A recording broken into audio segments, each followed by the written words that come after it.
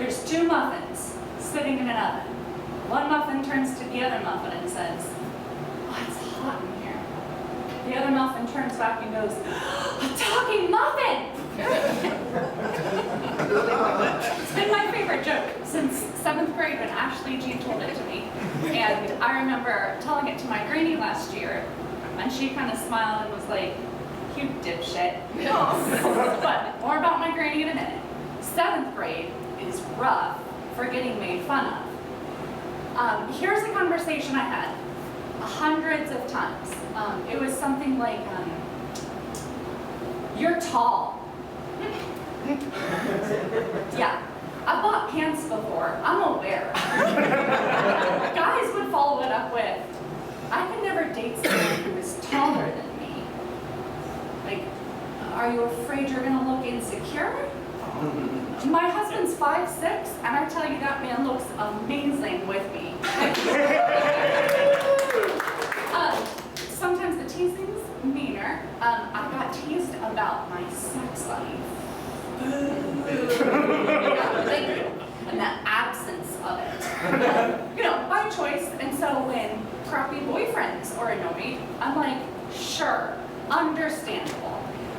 Although, to their credit, neither of my gay boyfriends gave me a hard time. A hard time, yeah, thank you. And later, when I got engaged, I had a manager, this man who called me into his office to talk about why I wasn't moving in with my fiance and getting to know him like that. And that would just clear everything up in a relationship or something. But when teasing is mean, when my granny though, back to her, not her sex life, that's another thing to unpack. When she called me a dipshit, it was because we shared this language of love and dry humor. And I knew that she knew that I knew what a joke was. See, if I go home tonight and I call my mom, and I'm like, and my mom thinks I'm hilarious, by the way. And I tell her, "Those dipshits didn't laugh at any of my jokes." I mean, you might deserve it, but it wouldn't be a joke. It's just me. Whereas, if I leave my set tonight and I'm like, "Good night, dipshits, you've been amazing, thank you so much," I'm saying that because we have shared something special.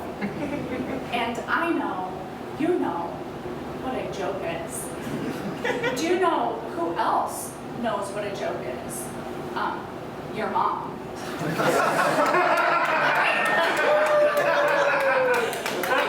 Nobody liked a mom joke? I don't know any high schoolers who liked a mom joke like my mom loved a mom joke. And as a mom now, I can say, those are funny. And I don't know if you've tried raising kids, but moms need to be able to take a joke. Do you know who else can take a joke?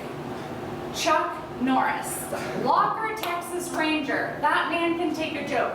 You know his tears would cure cancer? Too bad he's never cried. You know there's no such thing as tornadoes? Chuck Norris just hates trailer parks. Do you know he and Superman once had an arm wrestling contest and the loser had to wear his underwear on the outside of his pants? Chuck Norris can take a joke and collect a buttload of money off them royalties. Do you know who else can take a joke? For real? Christians and Muslims and Jews and Buddhists and whatever the heck Madonna is right now. I'm Christian.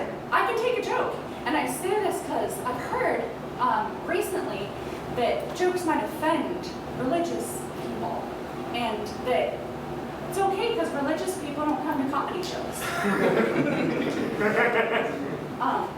Sorry, tall virgin here? We do! Yeah, we love comedy shows. And didn't Jewish people, comedians invent stand-up? As long as there's been religion, there's been comedy. And guys, seriously, we can take a joke. A priest, a rabbi, and your mom walk into the bar. The bartender says, "Good night, dipshits."